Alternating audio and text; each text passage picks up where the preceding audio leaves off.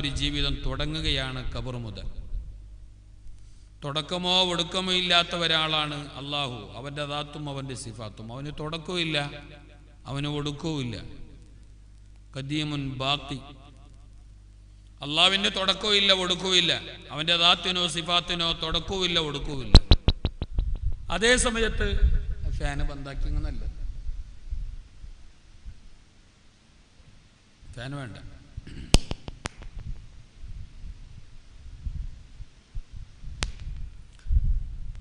അള്ളാഹുവിൻ്റെ തുടക്കമോ ഒടുക്കമോ ഇല്ല, അവൻ്റെ ദാത്തിനോ സിഫാത്തിനോ തുടക്കമോ ഒടുക്കമോ ഇല്ല. എന്നാൽ തുടക്കവും ഒടുക്കവും ഉള്ളതാണ് മനുഷ്യന്റെ ശരീരം, നമ്മുടെ ഈ ബോഡി. മതി ഇരുന്നോളൂ. നമ്മുടെ ബോഡി, നമ്മുടെ ഈ ശരീരം, ഇതിന് തുടക്കമുണ്ട് ഒടുക്കമുണ്ട്. ഇത് എന്നാണോ തുടങ്ങിയത് അതിന് സമയം പറയാം, ബർത്ത് ഡേറ്റ് പറയാം, അതിന് ഡെത്ത് ഡേറ്റും പറയാം. അതേ സമയത്ത് തുടക്കമുണ്ട് ഒടുക്കമില്ലാത്ത ഒന്നാണ് നമ്മുടെ തടിയെ നിയന്ത്രിക്കുന്ന ആത്മാവ്, നമ്മുടെ റൂഹ്. അതിന് ഒടുക്കമില്ല, അതിന് അവസാനമില്ല, അതിന് മരണമില്ല. ആത്മാവിന് മരണമില്ല. മരണമെന്ന് പറഞ്ഞാൽ നമ്മുടെ തടിയാകുന്ന ഈ ബോഡിയിൽ നിന്ന്, ഈ കവറിൽ നിന്ന്, റയറിൽ നിന്ന് മരണമില്ലാത്ത ആത്മാവ് പിരിഞ്ഞ് മറ്റൊരു ലോകത്തേക്ക് നീങ്ങുകയാണ്. അതാണ് ആത്മീയ ലോകം, പരലോകം എന്നൊക്കെ പറയും. വിശാലമാണ് ആ ലോകം. അതിപ്പോൾ അത്ര കണ്ട് ഈ 1 മണിക്കൂറിനുള്ളിലൊന്നും പറയാൻ കഴിയില്ല. അപ്പം ഈ നശ്വരമായ ലോകത്ത് ഞാനും നിങ്ങളും പരിമിതമായ ആയുസ്, ഏറിയ 60, 70, ചിലപ്പോൾ അങ്ങോ ഇങ്ങല്ലാവും. എത്ര കണ്ട് ജീവിക്കാൻ നമുക്ക് യോഗമുണ്ടായാലും ആ ലോകത്ത് ഞാനും നിങ്ങളും ജീവിക്കുമ്പോൾ നമ്മുടെ ആത്മാവിന് ഫാന് വേണ്ട എന്ന് പറഞ്ഞാൽ ബന്ധാക്കണമെന്നാണ് അതിൻ്റെ അർത്ഥം.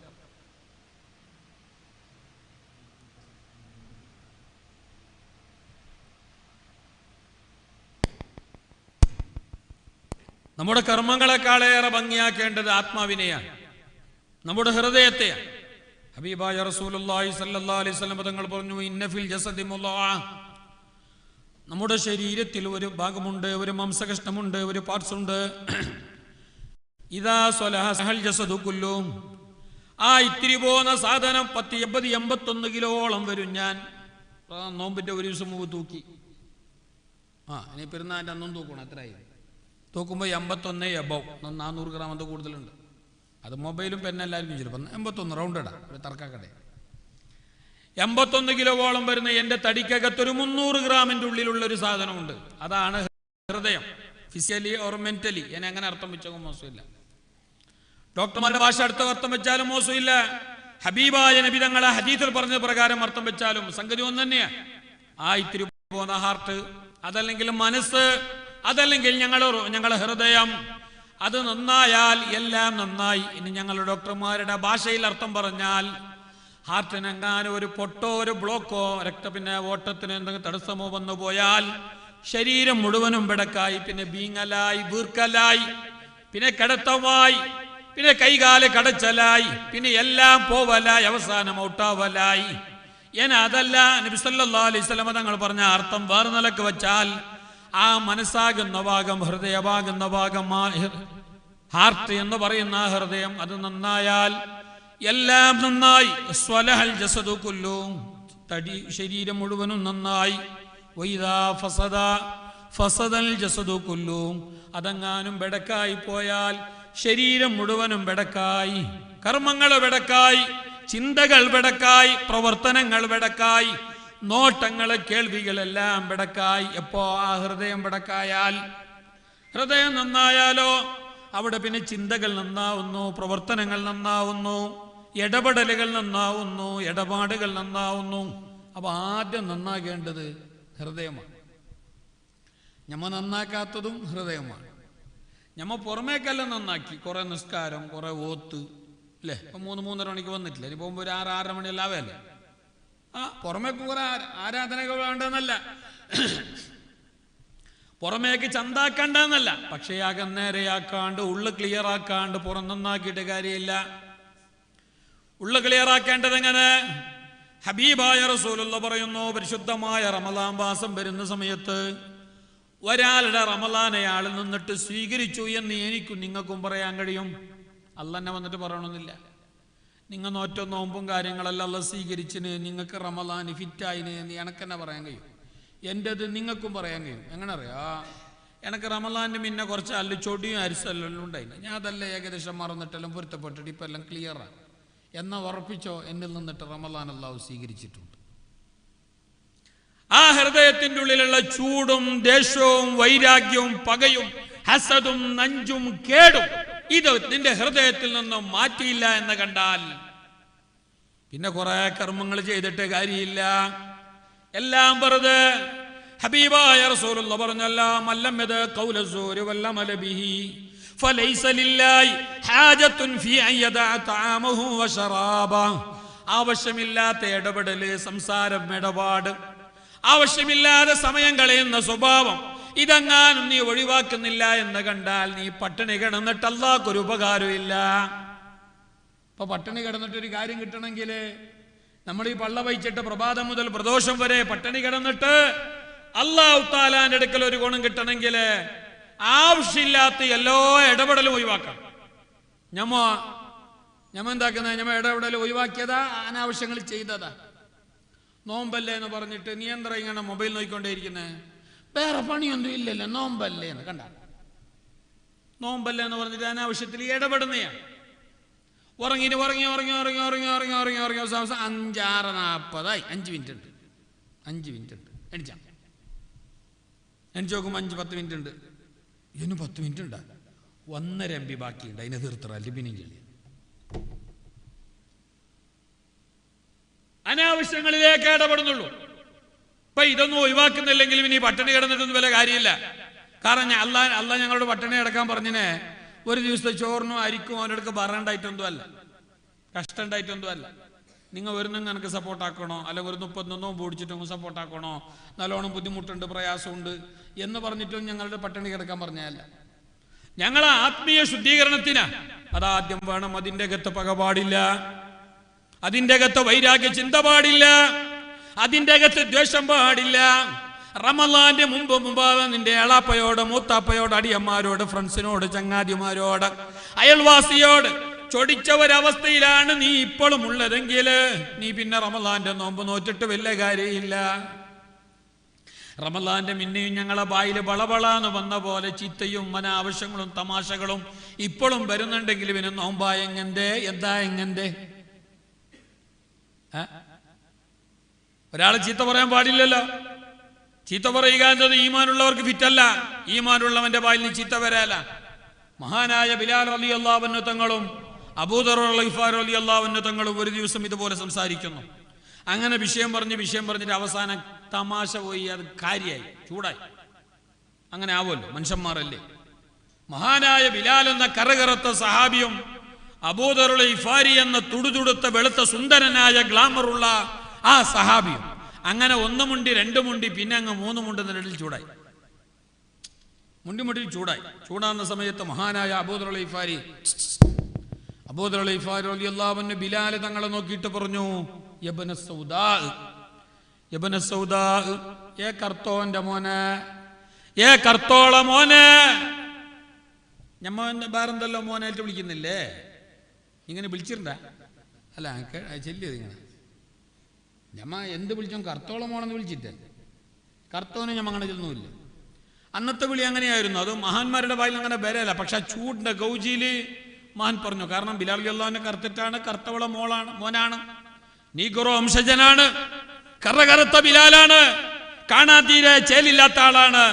എന്തോ 1 മിണ്ടി 2 മുണ്ടി 3 മുണ്ടി അവസാനം ചൂടായ നേരത്തെ മഹാനായ അബൂദർ ഗിഫാരി റളിയല്ലാഹു അൻഹു ബിലാൽ റളിയല്ലാഹു അൻഹുവിനെ തങ്ങളെ നോക്കിയിട്ട് പറഞ്ഞു, യബ്ന സൗദാ, ഏ കർത്തോന്റെ മീനെ മോനെ, നീ അടങ്ങിയിരിയാട്, നീ കൂടുതലൊന്നും വിഷയം പറയാൻ നിൽക്കണ്ട, നീ കർത്തോന്റെ മോനാണ്.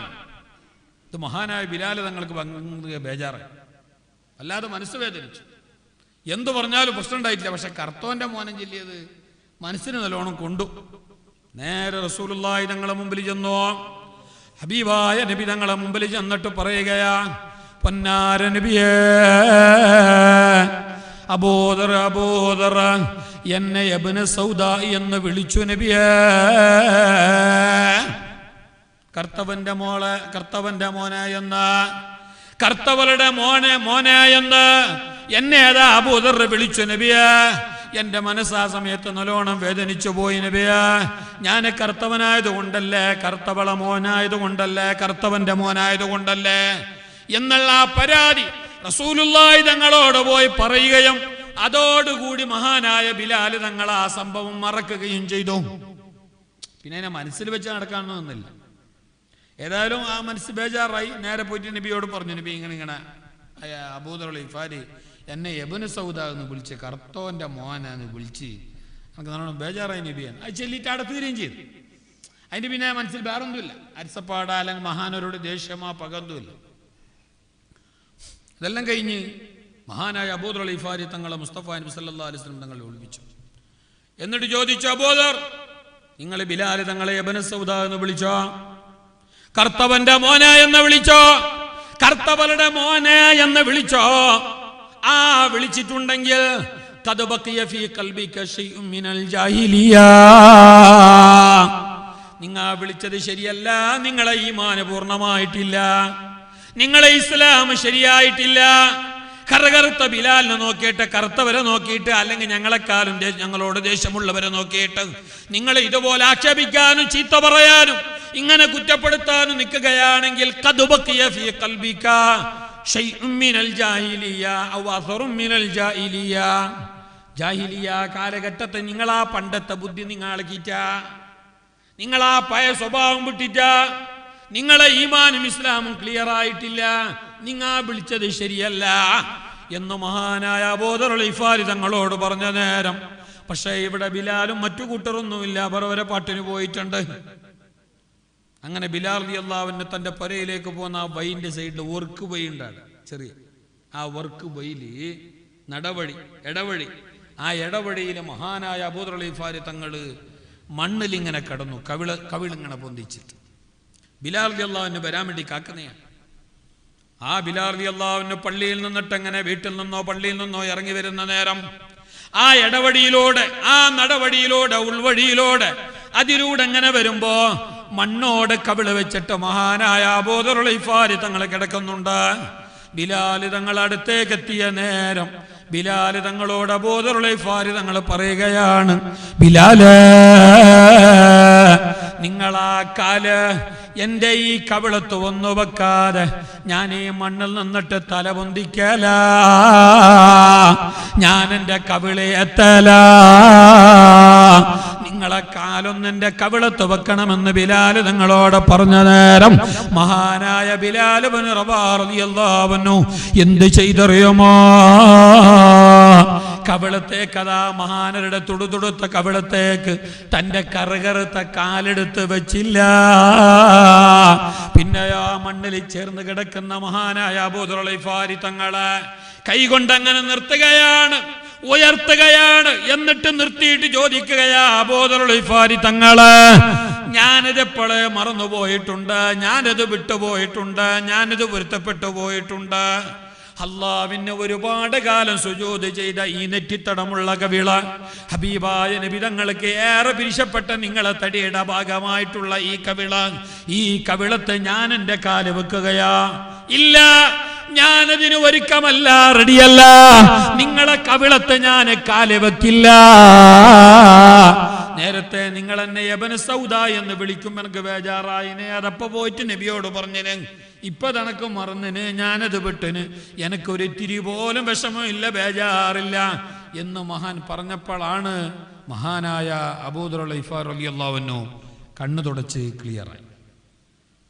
ഞാൻ ഇത് പറഞ്ഞത് ഇബ്നു സൗദ, കർത്തവന്റെ മോനെ, കർത്തവളുടെ മോനെ എന്ന് വിളിച്ച മഹാനായ സഹാബിയെ നോക്കിയിട്ട് റസൂലുള്ളാഹി പറഞ്ഞത്, നീ അങ്ങനെ ചീത്ത വിളിക്കുന്നെങ്കിൽ നിന്റെ ഈമാന് പൂർണ്ണമായിട്ടില്ല എന്ന്.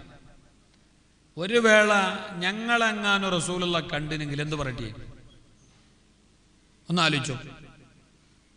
ഞങ്ങൾ കുറെ നിസ്കരിക്കുന്നു, ഡബിൾ ആജല്ല ത്രിബിൾ ആജിയാണ്. ചില ആജിമാർ ത്രിബിൾ ആജിയാണ്. ചില മൂല്യമാർ എന്നെ പോലത്തെ മൂല്യമാറുണ്ട്, പല ബട മൂല്യമാറുണ്ട്. പക്ഷെ എത്രയോ കുടുംബക്കാരിലെ അരിസാണ്. ജ്യേഷ്ഠന്മാരോട് ദേഷ്യമാണ്, അളിയന്മാരോട് ചൊടിയിലാണ്, അല്ലെങ്കിൽ കുടുംബക്കാരോട് അരിസത്തിലാണ്, ആജിയാണ്, എല്ലാമാണ്, തങ്ങളാണ്, ഉസ്താദാണ്, എല്ലാമാണ്. എന്നാ പറയട്ടെ, മറ്റുള്ളവരോടുള്ള വൈരാഗ്യമോ ദേഷ്യമോ മാറ്റാതെ കുറെ കർമ്മങ്ങൾ ചെയ്തിട്ട് അല്ലാഹുവിന് ആവശ്യമില്ല.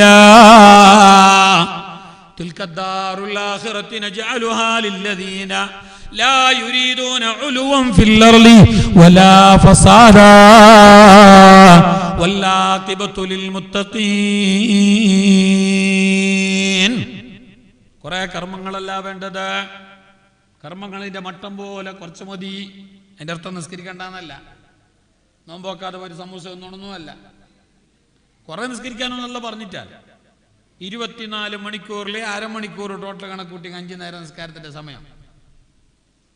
5 നേരം നിസ്കരിക്കാന് ഞാൻ ഒന്ന് ടോട്ടൽ കാൽക്കുലേറ്റ് ചെയ്തെങ്കിൽ ആകെ മണിക്കൂർ അരമണിക്കൂർ, അത്രയും വേണ്ട. അത് 5 നേരത്താക്കിയിട്ടല്ല തന്നെ. ഒന്നാലോചിച്ചോക്ക്. എന്നിട്ട് നോമ്പ് വേണ്ട നോമ്പ് കൊല്ലത്തിൽ 1 മാസം 11 മാസം എന്നോടും പറഞ്ഞു തിന്നാൻ തന്നെയാ, കുടിക്കാൻ തന്നെയാ. കുലൂ മിൻ ത്വയ്യിബാത്തിൻ വഅമലൂ സ്വാലിഹാ. നിങ്ങൾ നല്ലത് ഇഷ്ടം പോലെ തിന്നോളി, പക്ഷെ നല്ല കർമ്മങ്ങളും ചെയ്തോളൂ. ഖുർആനില്ലേ. അപ്പൊ 1 മാസം നോമ്പ് നോക്കാൻ പറഞ്ഞു. പിന്നെ ഹജ്ജും സക്കാത്തും അത് പിന്നെ എല്ലാവർക്കും ഇല്ലല്ലോ. അത് ആവതുള്ളവനാണ്, അതിൻ്റെതായ കാര്യങ്ങൾ ഒത്തുവന്നവർക്ക് മാത്രമാണ്. അപ്പൊ ഇത്തരം പരിമിതമായ കാര്യങ്ങളെ അള്ളാഹു പറഞ്ഞിട്ടുള്ള കർമ്മങ്ങളായിട്ട്. അതേ സമയത്ത് നിന്റെ കൽബ് എപ്പോഴും നീ നല്ല ക്ലീനിൽ വെക്കണം. അതിൻ്റെ ഉള്ളിൽ ദേഷ്യമോ പകയോ വൈരാഗ്യമോ അസൂയയോ നഞ്ചിയോ ഒന്നും പാടില്ല. ഒരാളോടും മത്സം പാടില്ല. ഹബീബായ റസൂലുള്ളാഹി പറഞ്ഞ ഒരു ഹദീസിലെ കാണാ, നിങ്ങൾക്ക് അല്ലാഹു തആല പരലോകത്തും അഫറത്തും ദുനിയാവിൽ നീണ്ട സന്തോഷത്തിന്റെ ആയുസ്സും തരണമെന്നുണ്ടാ. നിങ്ങൾക്ക് 2 കാര്യം കിട്ടണമെന്നുണ്ടാ. ഒന്ന് മഗ്ഫിറത്ത്, അതായത് പാപമോചനം. അല്ലാഹു തആല നിങ്ങൾക്ക് പൊറുക്കണമെന്നുണ്ട് ഒന്ന്. രണ്ടാമത് ദുനിയാവിൽ ജീവിക്കുമ്പോൾ കുറെ കാലം ജീവിക്കണമെന്നുണ്ട്. അങ്ങനെ ഉണ്ടാ. എല്ലാവർക്കും ഒരു ആസന്നല്ലേ. ഈ രണ്ടുണ്ടെങ്കിൽ പിന്നെ എല്ലാം ആയില്ലേ. പരലോകത്തെ രക്ഷപ്പെടണമെങ്കിൽ മഗ്ഫിറത്ത് വേണം, അള്ളാഹിന്റെ പാപമോചനം വേണം. അതെന്ത് നിർബന്ധമാണ്. അത് കിട്ടിക്കഴിഞ്ഞാൽ പരലോകം രക്ഷപ്പെട്ടു. ദുനിയാവ് ഏതൊരുത്തൻ്റെയോ ആസ് നാളെ തന്നെ മരിച്ചിട്ട് പോകണമെന്നല്ല ഉണ്ടാ. അപ്പേ അത് 85 10-32 കൊല്ലായി മരുന്ന് കുടിക്കുന്ന കാക്ക, അയാള് കട്ടിൽ തന്നെ 32 കൊല്ലായി. അയാൾ ഇന്നലെയും കൂടി മന്ത്രിക്കാനാ ഓതാനാ എന്തോ പോയിട്ടാകുമ്പോൾ അയാളും ചെല്ലാൻ പറഞ്ഞ ഉസ്താദ കാര്യമായിട്ട് ദ്വാരക്കണോ, അയാൾക്ക് പള്ളിക്ക് പോയിട്ട് നിസ്കരിക്കണമെന്ന് വലിയ ആസമുണ്ടോ. ആന കാലത്ത് ആൾ പള്ളിയുടെ ഭാഗത്തേക്ക് മൂസി രോക്കിയിട്ടില്ല, ഇപ്പം ആൾക്ക് ആസ വന്നിന്. അത് സാരമില്ല, ആസ നല്ല തന്നെ, തെറ്റൊന്നുമല്ല. ഞാൻ പറഞ്ഞ അയാൾക്ക് മരിക്കണമെന്ന് ആസയില്ല, പള്ളിക്ക് പോകണമെന്ന് ഇപ്പൊ ആസ. ആട്ടെ, മരണം ആശിക്കണ്ട. മരണം ആശിക്കാൻ പാടില്ല, മരണത്തെ ആഗ്രഹിക്കാൻ പാടില്ല. അതേ സമയത്ത് മരണത്തെ മറക്കാൻ പാടില്ല. മരണം ആഗ്രഹിക്കാൻ പാടില്ല. ഒരിക്കൽ മരിച്ചിട്ട് പോയി നല്ല ഉണ്ടായി. ഇപ്പം ഉള്ളിൽ അങ്ങനെ ഉണ്ട്. മക്ക ഉമ്മെല്ലാം കൗജും കൂറ്റാക്കുമ്പോൾ തിരിയ മാപ്പിളെല്ലാം ചെറിയ കൗജും കൂറ്റെല്ലാകുമ്പോൾ ലാസ്റ്റ് ചെന്നങ്ങനെ മലാമത്ത് ഷാവു തീരാത്തത് എപ്പം തീരാനേയില്ല. ഒരിക്കൽ മരിച്ചിട്ട് പോയി നല്ല ഉണ്ടായി. ചെന്ന കേട്ടിട്ടേ ചിരിക്കുന്നതാണ് ഡൗട്ടുണ്ട്. എല്ലാവരും വല്ലതും ചെന്നാണല്ലേ. മരിച്ചിട്ട് ഇടക്ക് പോന്നെ ദൈവളിക്കോനെ അല്ല ചെന്ന കേൾക്കുമ്പോൾ അത്ര easy. That is A critical stage. അത് ഭയങ്കരമായ സ്ഥലമാണത്. അത് അങ്ങനെ പോയിട്ട് കുത്തിരിക്കാൻ പറ്റിയ യാഗൊന്നുമല്ല. അത് മാങ്ങന്റെ കട്ടൊന്നുമല്ല. അത് ഖബറാണ്. ഇരിക്കട്ടെ, അത് വിട്, അത് നമ്മളെ വിഷയമല്ല. ഏതായാലും നബി സല്ലല്ലാഹു അലൈഹി വസല്ലം തങ്ങൾ പറഞ്ഞ സ്വഹീഹായ ഹദീസിൽ കാണാം, ഒരാൾക്ക് ദീർഘായുസ് വേണോ, പരലോകത്തേക്ക് മഗ്ഫിറത്തും വേണോ, അയാൾക്ക് പാപമോചനം വേണോ, ദീർഘായുസും വേണോ എന്നൊരാൾക്ക് ആശയുണ്ടെങ്കിൽ അയാൾ ഒരു കാര്യം ചെയ്താൽ മതി.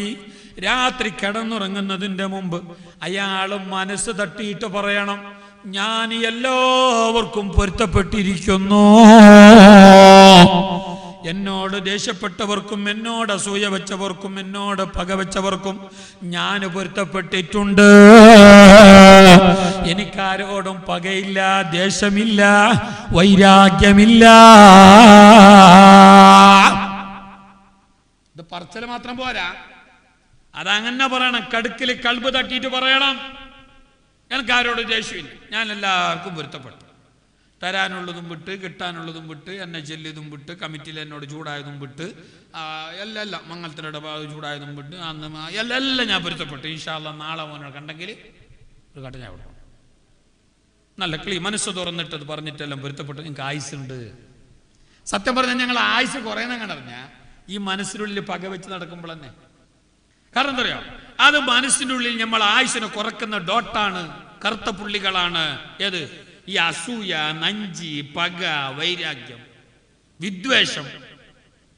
ഇത് നമ്മൾ ആയുസ്സിനെ കുറക്കും. പണ്ടൊരാൾ കിതാബിലുള്ള ചരിത്രമാണ്, 130 140 കൊല്ലോ ജീവിച്ചാലോ. അപ്പൊ അയാളോട് ആരോ കേട്ടാലോ, നിങ്ങളാണ് ഇത്ര കൊല്ലം ജീവിച്ചേ, വാർലിസ സിറിലൊക്കെ എന്ത് കുടിച്ചിനേന്ന് ചെല്ലുങ്ങ, ഞങ്ങൾക്കും അതേപോലെ ആക്കല്ലേ. അപ്പൊ അയാളോട് കേട്ട് നിങ്ങൾ അങ്ങനെ ഇത്ര കാലം ജീവിച്ചേന്ന്. അപ്പൊ അയാൾ പറഞ്ഞ മറുപടി എന്താ പറയാ, തറക്തുൽ ഹസദ വബഖൈതുൽ ജസദ. അതായത് എന്റെ ജസദിലുള്ള ഡോട്ട്, ജീമിന്റെ അടിയിലുള്ള പുള്ളി, അതിനെ ഞാൻ എടുത്തിട്ടാകുമ്പോ അതിനെടുത്ത എന്തായി, ജീമിന്റെ പുള്ളി എടുത്തിട്ടാകുമ്പോ ജീം എന്തായി, ഹാ ആയി. അപ്പൊ നോക്കിയാലേ ഇങ്ങ വായിക്കാലേ, ജസദിന്റെ ജീമിന്റെ അടിയിലുള്ള പുള്ളി എടുത്ത എന്തായി, ഹസദ് എന്നായി. അതാണ് കൽബിന്റെ ജസദിന്റെ ഡോട്ട്, ഹസദ്. അതാണ് ഹസദ്. അവിടെയുള്ള പുള്ളി, ഹസദാകുന്ന പുള്ളി, അത് എന്റെ ജസദിൽ നിന്ന് ഞാൻ എടുത്തു. എനിക്കാരോടും പകയില്ല, എനിക്കാരോടും ചൂടില്ല, എനിക്കാരോടും ദേഷ്യമില്ല, എനിക്കാരോടും കോപമില്ല. എല്ലാരോടും എനിക്ക് വല്ലാത്ത സ്നേഹമാണ്. എന്റെ കൽബിൽ നിന്ന്, എന്റെ ജസദിൽ നിന്ന് മറ്റുള്ളവരോടുള്ള ഡോട്ട്, ആ പുള്ളി ഞാൻ എടുത്തു മാറ്റിയപ്പോ എന്റെ തടി ബാക്കിയായി. നമ്മളെ തടി പോയതും അങ്ങനെ എടുപ്പാലെടുത്തു പോയി. നമുക്കുള്ള ത്രാസയായിരിക്കും ഇല്ല.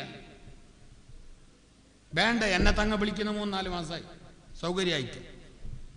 എപ്പോഴും വാട്സപ്പിൽ ഇങ്ങനെ ഇടക്കിടക്ക് ചെല്ലും. പുസ്തകം മറന്നിട്ടില്ലല്ലേ, പുസ്തകം ഓർമ്മ ഉണ്ടല്ലേ, പുസ്തകം ഞാൻ വിളിക്കണം, ഇന്നലെ പുസ്തകം ഓർമ്മ ഉണ്ടല്ലേ, വോയിസ് വിട്ട് കുറച്ച് നന്ന്. പിന്നെ തങ്ങമുണ്ടൊന്നുമില്ല, ജസ്റ്റ്.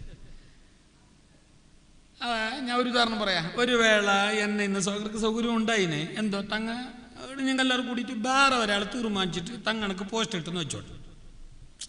പിന്നെ ഇങ്ങനെ ഇൻഷാല്ലാ പുസ്തകം പിന്നൊരിക്കൽ സമയം പോലെ നോക്കാം, ഇന്ന് ഞങ്ങൾ വേറെ ആളെ തീരുമാനിച്ചിന് എന്ന് പറഞ്ഞെങ്കിൽ എനിക്ക് തങ്ങളിലും നിങ്ങളിലും പിരിശം കൂടുക, അല്ല നഞ്ച് കൂടുക, അസുഖ കൂടുക.